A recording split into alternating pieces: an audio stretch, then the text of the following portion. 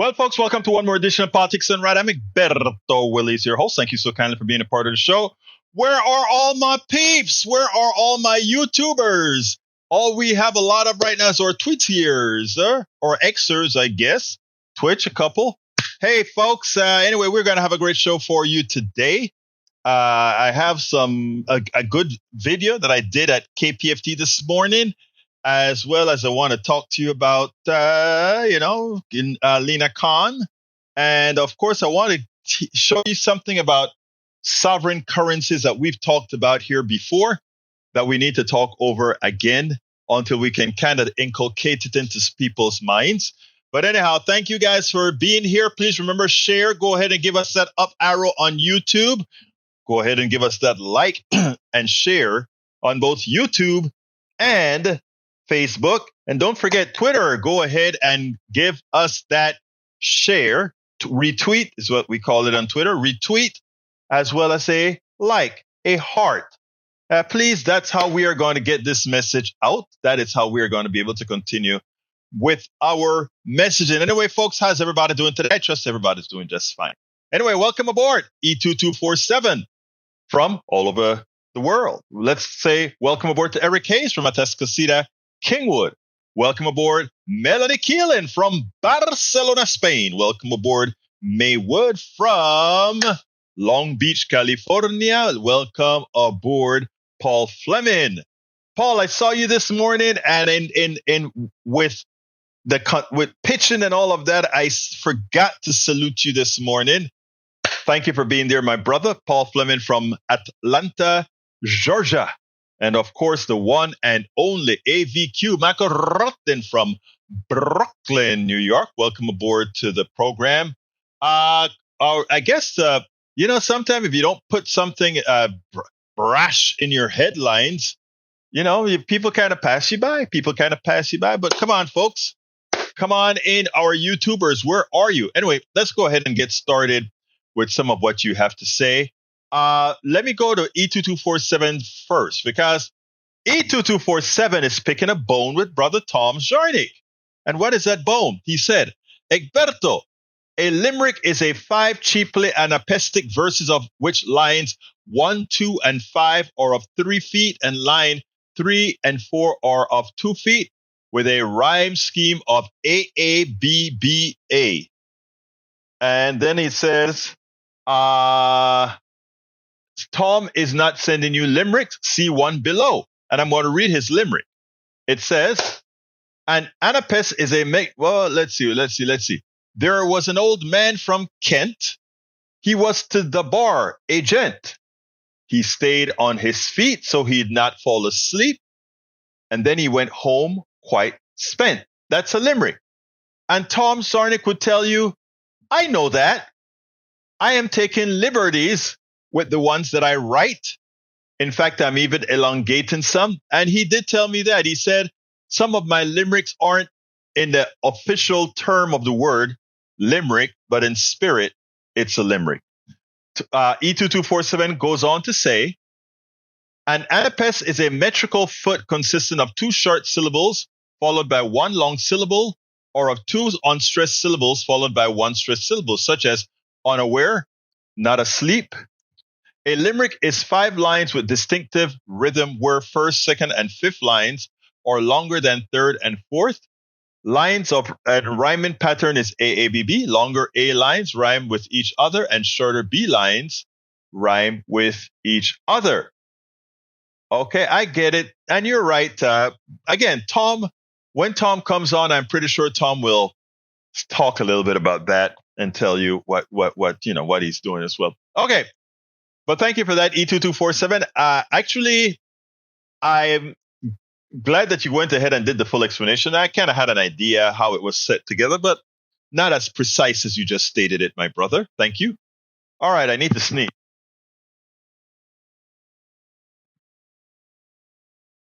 Oh, that was a sneeze. Had to get it out. Don't know what happened there. Anyway, Paul Fleming says, new Minnesota AG sues contract for deed seller who allegedly targeted Muslim community. The complaint, which alleges violations of lending laws and religious discrimination, follows a ProPublica and San Juan Journal investigation.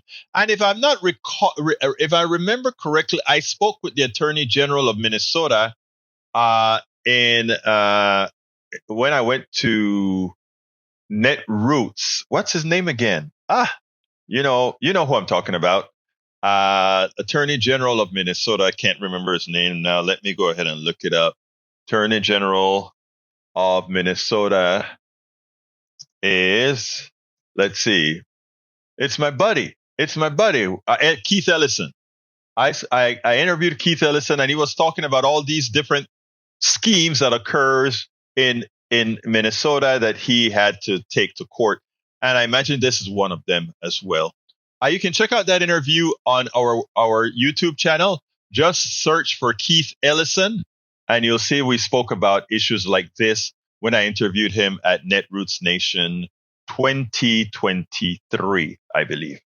All right, continuing, we have, shocking. MSNBC analysts can't wrap her head around polls suggesting voters think Biden is greater threat to democracy than bad orange man. MSNBC political analyst Susan Del Percio found polling suggesting more than 50% of independents view President Joe Biden as a greater threat to democracy than former President Donald Trump. Shocking as she struggled to explain the result.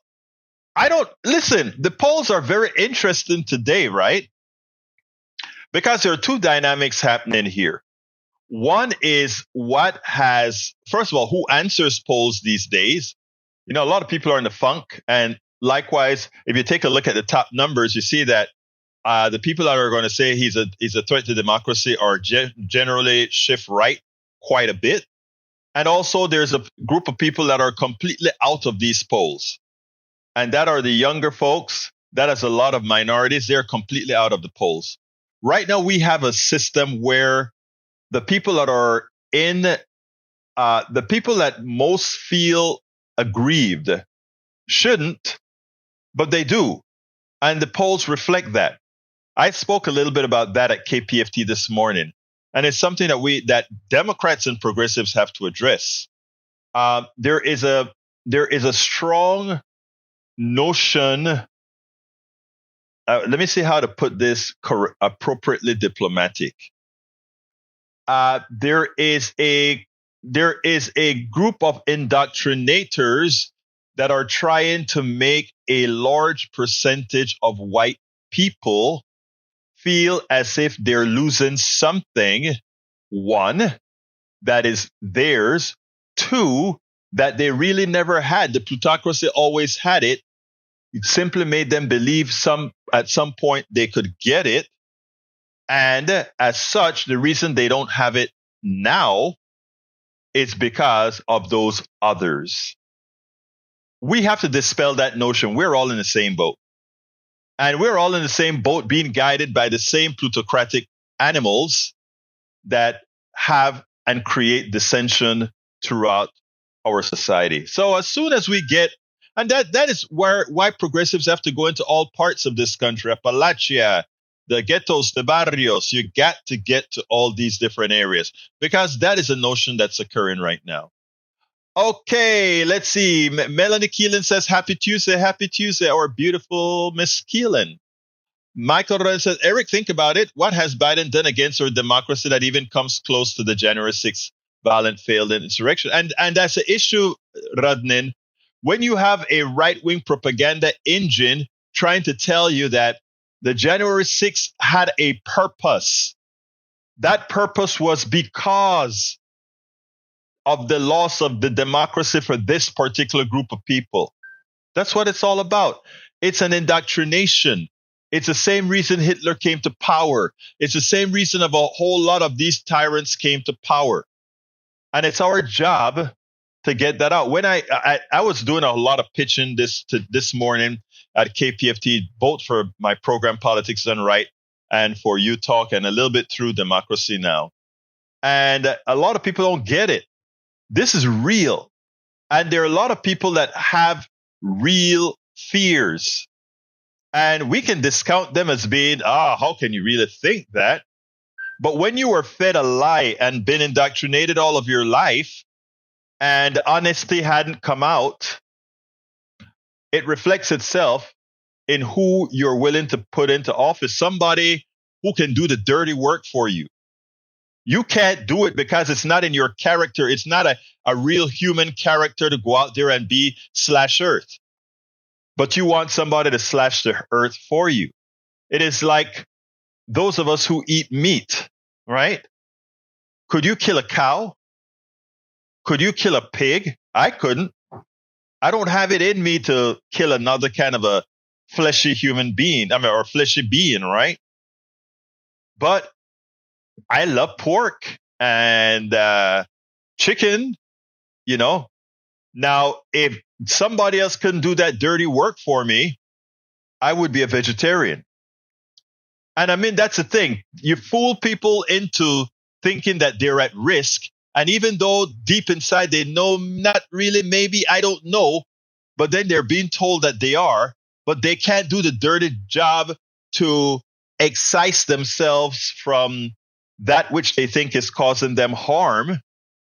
And then they get a strong man, Donald Trump. Of course, he's a weak bastard, but they get a strong man, or one that purports to be strong, to go out there and do the job for them. And they're okay with it. He can do no wrong because his wrong doesn't matter as long as he's taking care of us. Paul Fleming says, in America, rushed to build a nuclear arsenal during the Cold War.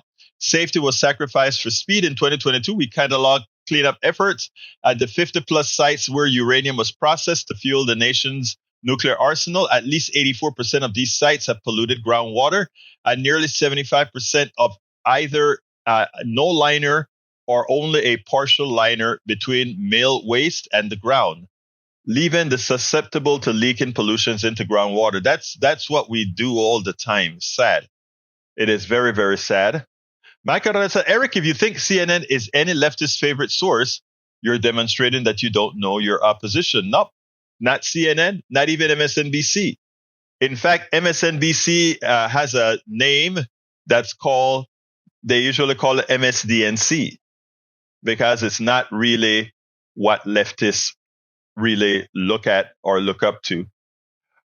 All right, let's see. Tom C is in the house, and he comes out and he says what we knew. He says, E2247 is technically right. I'm writing extended limericks. They're actually rhyming rants. Sorry to all the poetry purists in the PDR posse. No. I love your limericks, and I love the extended limericks because it's actually more fruitful, more descriptive. And you know what? I never believe in following, I write books, as you know, as well. I have 5 books out. And one of the things that came out is brother Tom C, reading my book, came out and said, hey, you can't say it this way. This is grammatically wrong. Or this is, I didn't go to Bruce did some editing on one of my books. Again, one of our PDR Posse members here. But the last book that I wrote, The Revelations of an Afro-Latino Caribbean Man, I edited it myself, and there are a couple of typos that were in the first version of the book. And somebody came and corrected it, and we made that correction. And some people would say, how dare you put out a book that had a typo? Well, it's only me. And I'm trying to get message across. I'm not trying to be a literary scholar. All right. I like doing things in crowdsourcing. That is not professional. Yes, it is. It may not be scholarly, as for some people who don't want mistakes, but, it's what I do. My big job is really, let's make this a better country. In making this a better country, some of the things that I say may be grammatically incorrect. Or, but you know what? We know what we're trying to do. So, Tom, I love your extended limericks, brother. Love them. Michael Rodden says, oh, here all the time you say, hey, Egberto, you want to tell Eric what you think about CNN? Eric doesn't understand that leftists are usually anti-corporate. Guess what CNN is? Very much corporate. Again, he knows. I've spoken to Eric for hours. He knows. But Eric is on a on a permanent loop in his mind. He keeps regurgitating the same things over and over again. It doesn't matter what new data comes in. He just keeps on the data that he recorded from the right wing, and it just keeps coming out in a cycle. Whoops, whoops, whoops. But we love Eric. All right, we love Eric. All right, let's see. For Rudnin, Jacob Tapper is an American journalist, author, and cartoonist. He's a lead Washington anchor of CNN, host of the weekday television news show, The Lead with the Jake Tapper. I like Jake Tapper. So what's the issue? All right, let's see what else we got here. Lee Grant says 2247 is right. A limerick has a specific structure, as does a sonnet, a Japanese haiku, etc. Not every poetic ditty is a limerick. Well, again, I think my brother made his case. Bruce Pollard is in the house. How you doing, Bruce? Great to see you here. Let's see what else we got here. Recovered earth science, chemistry, biology, environmental stud, theology, religion, and English teacher here. So that's why I got onto the limerick definition and description. And I love that we have experts in the house. Maybe you should go ahead as well and be an editor of my book. Get a copy and fix it up. And if you see something that you think must change, let me know. I love critiques. I love that. Eric Hayes says, no issue. You leave economy alone and let people alone to live their lives. You can't leave economy alone, Eric. You cannot. All right, let's see. Mike Cesek is in the house. How you doing, Mike? He says, Eric Hayes, but leftists can't leave people alone. It's in their nature to control other people. Okay, I'm waiting for Rudnin to respond. Who is controlling people? Who tells a woman what she can do with her body? Who tells people what they can and cannot read? Who tells people who can be teachers or not? Who are the one telling people what to do? I'd leave the rest of that for Rudnin to continue. All right.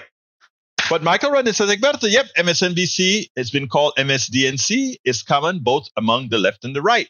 Leftists do it because we don't like corporate news. Conservatives call it that because they think the Democratic Party is left. It's funny, isn't it? You just said it right, though, brother. They think the Democratic Party is right. And they're definitely not right. So what can I say? Somebody is texting me and then saying, hello, old friend. Who is this that is texting me and saying, hello, old friend? Anyway, folks, let's continue with my narrative here. With what's your narrative, actually? Let's see. Michael Rudnin, another important message. Eric, an economy left alone via laissez-faire capitalism invariably results a widened wealth gap and widespread poverty among the masses, along with the destruction of the commons. This is why leftists don't leave things alone. We don't want people suffering in poverty and dissolution.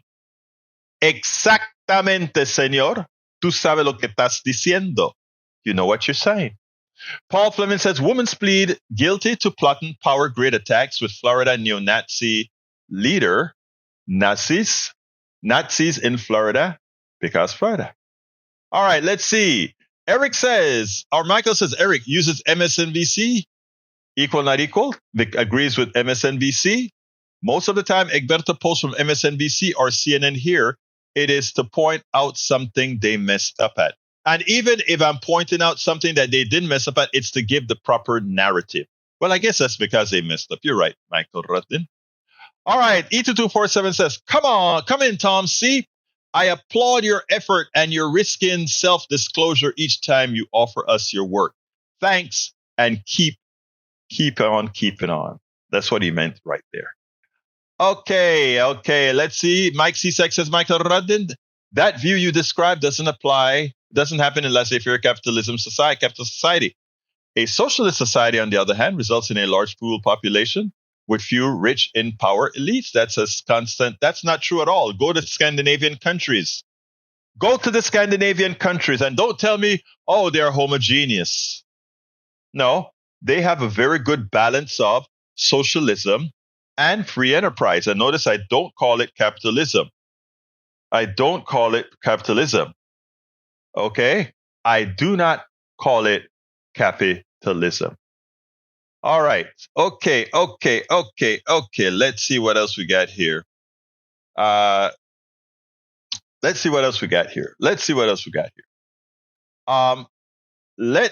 messes it up look current. All right.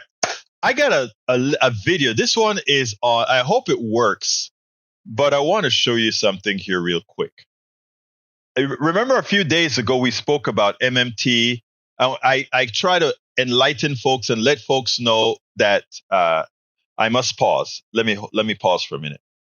Mike Cisak, I know you love to bring up Russia, Venezuela, Cuba, and North Korea. Those aren't socialist countries, okay? I know you'd like that to be that way. Venezuela attempted to be a socialist country till America really blew it to smithereens and with the things that they imposed on them. Likewise, Cuba.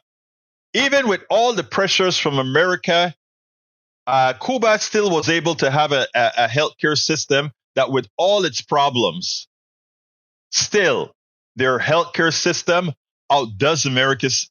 And I think, if I'm not mistaken, with people living longer, and we supposedly have the best healthcare system in the world. Now, Russia is a basket case. North Korea is a basket case. But Venezuela and Cuba are around. I am Latin America. These are Latin American countries that America had to make sure they failed. America had to make sure Venezuela and Cuba failed.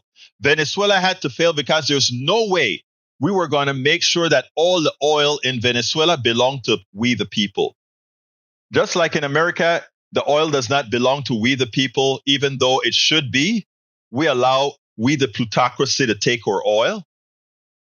They couldn't allow a country to flourish where it has natural resources that make all the people a successful people. Okay? So let's get that clear. I know that doesn't follow the narrative you've been indoctrinated into, but just a little bit of research on your own would prove that point. Anyway, after I gave you that little bit of info here, I want to remind folks of what I said a few weeks ago, or maybe a few days ago. America should not be borrowing money from the plutocrats to fulfill our deficit spending. In fact, we should print money for our deficit spending as long as we're doing the deficit spending in a non-inflationary manner. And is that possible? Absolutely. And Stephanie Kelton points out the slack in our economy that determines that. The inflation that we have today is not caused because of shortages. It is caused because of corporate greed. Okay? And that's a statement of fact.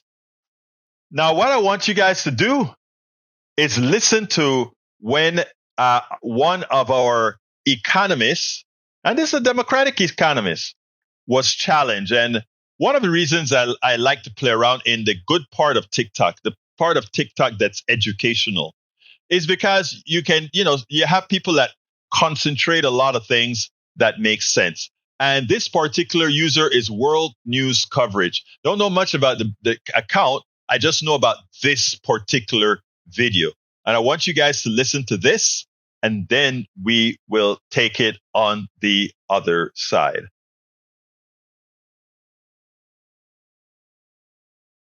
Let me see. I had that working earlier today. So let's see how I can get it working again. And I think I know how I get it working again. Bear with me 1 second. I think I got to change what I'm talking about here now. Let's go ahead and do it one more time. And here we go. The U.S. government can't go bankrupt because we can print our own money. It obviously begs the question, why exactly are we borrowing in a currency that we print ourselves? I'm waiting for someone to stand up and say, why do we borrow our own currency in the first place? Like you said, they print the dollar. So why does the government even borrow? Well, again,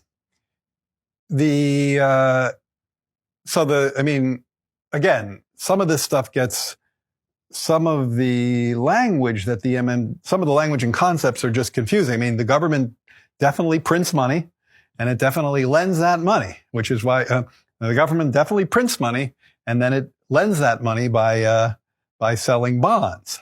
Is that what they do? They sell bonds. Yeah, they sell bonds, right? Because they sell bonds and people buy the bonds and lend them the money. Yeah. So a lot of times, at least to my ear with MMT, the language and the concepts can be kind of unnecessarily confusing, but there is no question that the government prints money and then it uses that money to, I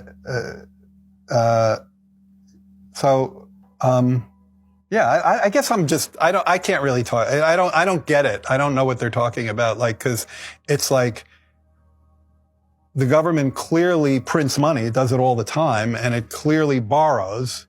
Otherwise we wouldn't be having this debt and deficit conversation. So I don't think there's anything confusing there. He doesn't think there's anything confusing there, yet he sounds completely confused as he tries to explain the fallacy. Well, I'm not an economist. I just studied economics. Okay? Not an economist, but I just studied economics. It's amazing. And the reason he could answer the question is because it makes no sense that we are borrowing money from the plutocrats for deficit spending. So let's make it very, very, very simple, because it is simple. When we borrow money from the rich people, we are still spending more money than we take in taxes, right? And we are also further expanding the money supply by paying these guys an interest rate.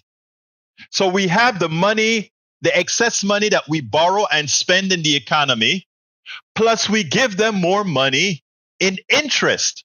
So the totality of the money for that year is the extra money that we spent from borrowing from them, plus the extra money that we give to them as interest payments to their loan, which we all pay for. That is no more inflationary than us printing money on our own. And let me explain why in the aggregate. The rich person who has enough money to lend to the government, to take out of circulation, likely would otherwise put that money elsewhere that has nothing to do with spending, right? In other words, if we take that money out, if we take that money from them, that doesn't increase or reduce their spending. Now you may say, well, they may have it invested somewhere else. True, they may have it invested somewhere else that they would have hoped is creating some value. But when it's gone into the coffers of the United States government takes it and spends it right away. So the fact that we borrow money for deficit spending, having a sovereign currency, makes absolutely no sense. And the reason why Jared Bernstein couldn't explain it is because while he's attempting to explain it, he comes to the realization of what I just told you. It's amazing. He would have to come to the realization of what I just told you, that it makes no sense. In fact, he creates more money in the totality by using the money of the plutocrats to get our deficit spending under control. To deficit spend. Might as well just print the money. And then you don't have that extra cost of interest. And better, you don't have that every single year having to increase the amount of the interest that you're paying. We are paying several $100 billion in interest payments to rich people every single year. It is so important for us to understand economics. You know, when people try to speak about our credit card, the government's credit card, the government doesn't have any damn credit cards. The government's credit card is infinite. It's infinite. And I'm not kidding you. The dollar is backed by nothing. Even when we claimed the dollar was backed by gold, it was a ridiculous statement.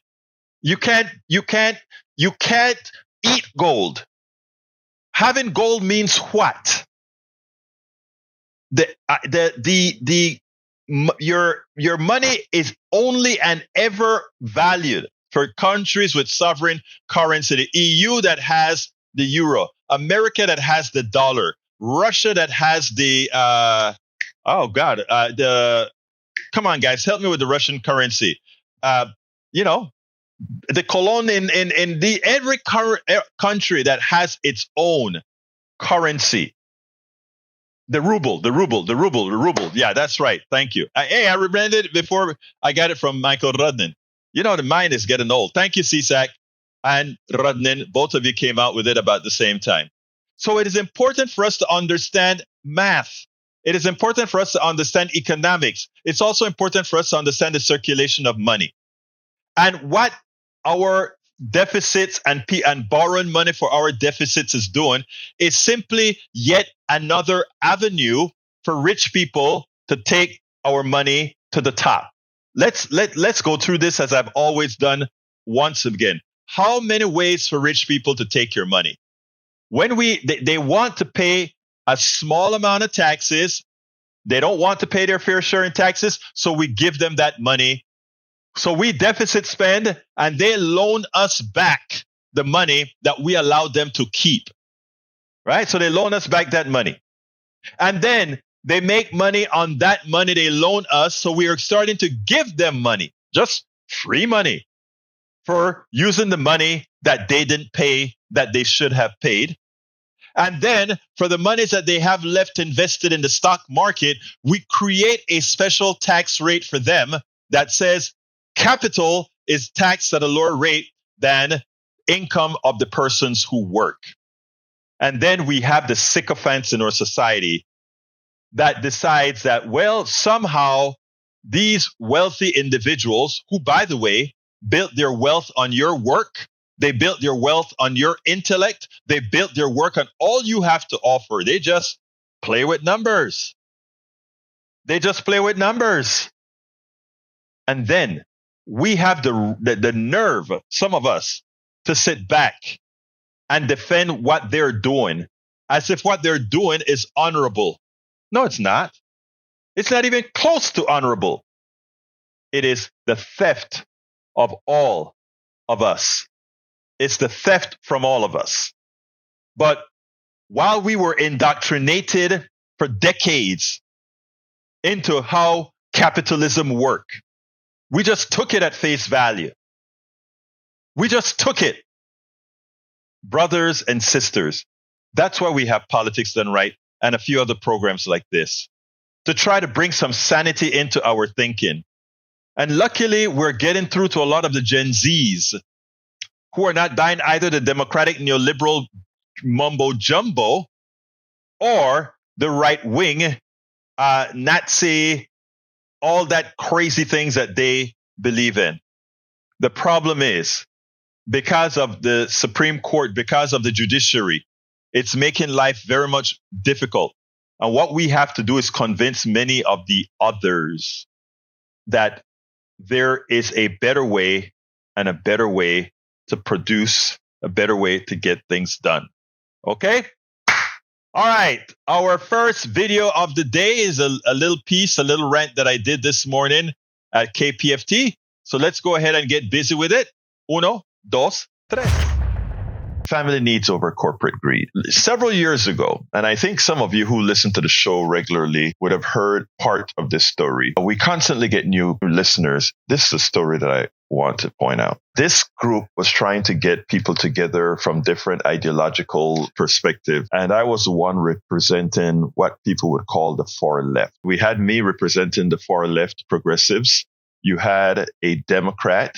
You also had a person sitting in the middle. Then you had that center right person, and then you had the right winger. And we started talking about what people needed. And the kinds of programs that I came up with were things like, yes, we have to have Medicare for all. Everybody should be able to simply go to a doctor with a card. There should be no money exchanges, any of that. Your health and your well-being shouldn't be dependent on you being able to have some cash to go to a doctor, because two things that does, right? It means that it holds you back from going to see a doctor, when a lot of times if you went to a doctor a bit earlier, things would be better. And likewise, your health shouldn't depend on whether you're rich or poor, work for minimum wage or otherwise. That's one of the things that I said. I also said that we needed to have childcare. Childcare meaning that, everybody, our society always talks about loving family values and wanting to have people work, if you want to be a productive citizen. But there are many people who want to work, but we also want people to have kids. And if they can't afford to put their kids in daycare or put their kids somewhere secure while they're working, and they don't have a place where they don't have to worry about their kids while they're working, one, efficiency goes down because they're worried about the kids, or two, they don't go to work at all because they don't have any support for their kids. So that is one thing. The other thing is having everybody housed, right? In other words, if you go around our country, there are empty homes all over the place. There is some problem with having a match between people and homes. So you go to a place like Sacramento or Houston, or downtown Houston, you go to a place like San Francisco, LA, New York City, and we have all these people that are living on the streets in a country that is very, very rich. And we are a very rich country. So we need to have all these. So I laid out what most would call the progressive agenda. And, the Democrat agreed with me, but said, well, but we have to make sure that, they sounded pretty much like any standard neoliberal Democrat sounded today, the person in the middle as well. Now, the person on the right, the first thing he said, Egberto, all that sounds great, but how does that affect business? And when he said that, I kind of paused for a while, and I said, aren't you a Republican that believes in family values and the support for the family and all these other issues? Yes. But when you speak about these issues, when you speak about these policies, you have to ask how it affects business, because business is what makes this country run. And I said, no, families is what makes this country run. If you have good families, business would follow. In other words, we don't create families for business. We create business based on our sustained social model. Social model being, how do we want to exist as a society, right? During the days of the robber barons back in the 1920s, etc., all the concentration of monies went to the top, and it kept on progressively getting that way to the point that eventually all crashed. And it's not by accident. These things are just based on numbers, right? And eventually you don't have the bottom being able to support the top, which is where we have headed again, and where we continue to head in our policies. So this occurs because of how we elect, or who we have elected, and where these people's loyalties eventually lie. It's not an affordability issue. It's an issue about priority. So when I read this article that says families needs over corporate greed, that just opened up that panel that I sat on again, where here we constantly have this fight of yearning for our politicians to pass policies that look at families first and make sure that our business model fits around families, from the amount of time that we have to work per hour, to the amount of leaves that we get, to the support we have for children, to the medical policies that we pass to make sure that everybody have health care. we spend a lot of time deconstructing the news, trying to parse it into a form that everybody can understand. We try to find those little nitpicks where it flies above the fray, etc. If you really like these videos that we do, I want to ask a big favor. Please go ahead. Number 1, subscribe to our channel. And number 2, please join if you can. Thank you so kindly for watching. Keep watching. Please remember to share. We must populate the entire internet with our progressive message, a message that we know is what most Americans say that they want. So help us, please join. Absolutely. Help us, please join. If you are on YouTube, click that join button. I'm pretty sure you'll find the good reason to be a part of our PDR posse. So please consider joining. Yes, we need the support. I want to play you another piece here. The FTC chair, Lina Khan, should take Jim Cramer's unhinged. Let me go ahead and put that on the screen. Let's go real quickly. Okay. Lina Khan is a chair of the FTC, the Federal Trade Commission. And boy, the plutocracy hates her. I tell you what, before I get to the plutocracy hating Lina Khan, let me go to some of what you guys are saying. Let's go up here. Tom Sarnik says, thanks, E2247. My extended limericks usually have the form something like AABBCCDDA. In my rhyme rants, the message is more important than the form. Same with politics. You can be a Democrat or a Republican as long as you believe in the U.S. as a democratic republic that defends our inalienable rights to life, liberty, and the pursuit of happiness. Love the way you said that. Michael Rudden points out that Venezuela went downhill during Chavez's, or rather, CSAC says Michael Chavez went downhill during Chavez's term. And Michael correctly answered later on, but study MMT and you'll never get your answer. Study MMT and you'll never get your answer. There needs to be enough money in the system to account for goods and services. That's why the government print money and uses debt. If you have more money in the system than goods and services, then you get inflation, so you can't just keep printing money. The government uses taxes to provide goods and services. You should check the national priorities pie chart for what they're spending your tax dollars on. Do you understand the basics? Now you should. But I tell you something else, brother. If you take a look, is spending your money on bombs that blow crap up a good use, or is that wasteful spending?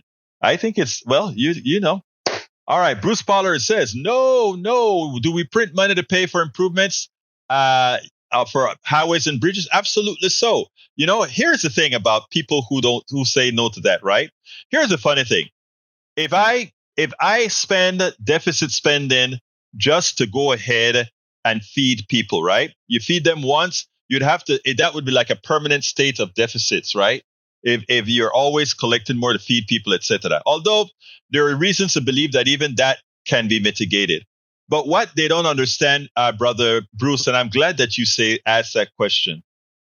All you're doing is exchanging one form of money, one form of capital for another when you build a bridge. And it behoves me that intelligent economists don't see that. When you buy a mortgage, your house is the representation of that mortgage.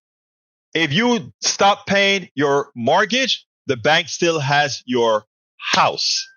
The same thing with a bridge. The bridge is there, but the bridge is even better than your mortgage because the bridge is executing on increased commerce. The amazing thing is that these guys, the business people, they don't have a lot of steers, okay? But the economists do. And they understand the formulas that run economics. I took economics, macro and microeconomics. I could see it as we were learning it, right?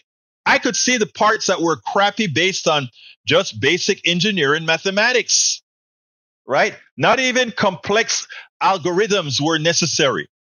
So Bruce, your point, Bruce, is so important because when you take money to build a bridge, you are exchanging the value of that bridge for the money. And then when you add that employees build that bridge, you're adding circulation to money, to spending that further increase economic activity. this is simple, Bruce, and that there are people who choose not to understand it. It's amazing to me. But it all plays into the plutocrats picture of not wanting most people to succeed. Okay? Sales of raw milk appear to be on the rise despite years of warning about the risk of health drinking unpasteurized products. It's crazy some of the things that we do, what can I say? Crazy some of the things that we do. All right. Let's see what else we got here that should be read. Let's see. Kaido is considering downgrading its diplomatic ties with Israel due to the Rafah operation, Egyptian official told Wall Street Journal. Far-right Israelis are claiming set ablaze 2 aid trucks bound for Gaza. Yeah, I think they should cut relationships altogether. All right, Michael Rudden says, Lee, all right, let's take a look. Oregon Broadcasting Study says drug decriminalization in Oregon did not cause more overdose deaths. Corey Davis, an assistant clinical professor at New York University Grossman School of Medicine and the study's senior investigator, said in a statement, our analysis suggests that state decriminalization policies do not lead to increases in overdose deaths. Overdoses went up basically everywhere, Davis told OPB. What didn't happen is that they didn't seem to go up more in Oregon after drug decriminalization. Measure 110 went into effect. Again, sometimes math doesn't mean much, right? To some people. All right, let's go ahead and do the Khan thing. Let's go ahead. I think I can play that 59 seconds of work. First of all, let me play that, and then I'll read a little bit of the story. Here we go. Lina Khan, Lina Khan, Lina Khan, Lina Khan, Khan, Lina Khan, Lina Khan, Lina Khan, Lina Khan, Lina Khan, Lina Khan.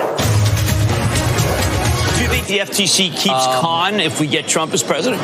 I mean, she almost sits there and thinks, you know what, today I'm going to say something really stupid. I am entitled to my stupid positions. That's a hack view, which would fit in lockstep with what she's been doing. She is anti the man. The FTC's back in that role of torturing all the companies that America likes. You want to see the rest of the market go higher? President Biden just needs to replace his FTC chair, Lina Khan. We talk more often about Lina Khan at the FTC, but Jonathan Cantor is... I'm in awe of Cantor. Cantor's just a serious heavyweight lawyer. Jonathan Cantor is a much more rigorous thinker. She's become an empty suit. And then there's Cantor, who runs antitrust. Total heavyweight. Now she's Don Quixote. What? She's Don Quixote. I love how you bring everything back to... what's that got to do with anything? What's that got to do? You kind of wonder, why is it again that he can go against Khan and not any other person? It's amazing. You guys can kind of think about it. And this guy's supposed to be a progressive, right? Progressive, my you know what. All right, so it goes like this. FTC, Lina Khan should take Jim Cramer's unhinged obsession as a badge of honor. I agree. The American Economic Liberties Project on Monday called out CNBC's Jim Cramer for at least dozens of hostile televised attacks on Federal Trade Commission Chair Lina Khan and her historic pro-working families record. The left-leaning group has been compiling Cramer's most egregious on-air outbursts over Khan since early last year, and its tracker now features more than 30 clips from Mad Money and Squawk on the Street. When President Joe Biden nominated Khan to lead the FTC in 2021, she was an associate professor of law at Columbia Law School who had previously worked for Open Markets Institute, the office of former Commissioner Rohit Chopra, and the U.S. House Judiciary Committee's subcommittees on antitrust, commercial, and administrative law. As the clips collected by the project shows, Cramer has described Khan as an empty suit, stupid, and total hack. The ex-hedge fund manager has also compared the agency leaders' views to those of Vladimir Lenin, Karl Marx, and Don Quixote. Cramer has called out specific FTC actions under Khan, repeatedly blasting a lawsuit against Amazon, a company founded by one of the richest persons on the planet, and broadly accused the rogue agency of torturing all the companies that America likes.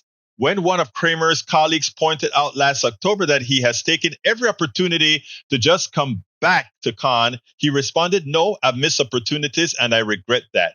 The tracker page states that if Cramer was accurately reporting what the FTC is doing, he would see the chair Khan is pursuing a pro-business, pro-innovation, and pro-worker agenda. and he is capable of it. He did, for example, proclaim the FTC's case against Kroger Albertson to be strong. Noting Cramer's praise for Jonathan Cantor, an assistant attorney general at the Department of Justice, whom the host has called a heavyweight and rigorous thinker, the page adds that he is so blinded by his obsession of Chair Khan that he sometimes even rails against her for suits brought by the DOJ and forgets to give the Antitrust Division credit for its work. America Economic Project spokesperson Jimmy Warderko said in a statement Monday that Jim Cramer's anger over the FTC's enforcement record has turned into a full-blown obsession, launching nearly weekly barbs at Chair Khan with the zeal of a carnival barker defending his turf. This has manifested on national cable news through a series of unhinged, incoherent, and often inaccurate rants from Jim Cramer attacking the FTC for standing up to big corporations and delivering kitchen table wins to working families. Given Jim Cramer's role as mouthpiece and cheerleader for monopolists across the economy, Chair Khan should consider his harassment a badge of honor. We hope to see Jim Cramer get over his fixation syndrome, which is evidently even starting to frustrate his colleague as soon as he is able. Folks, read that article. It's by Jessica Corbett at Common Dreams.